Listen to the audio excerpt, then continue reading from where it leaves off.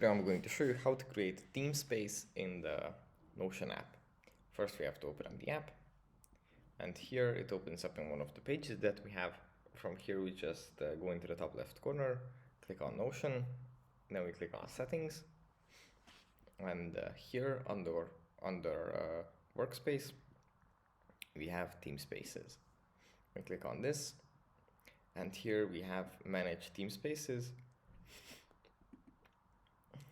Here we can click on new Teamspace, and here we can add the name, add the icon, add the description, and yeah,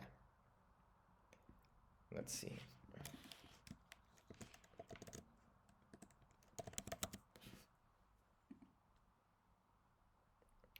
And click on create Teamspace,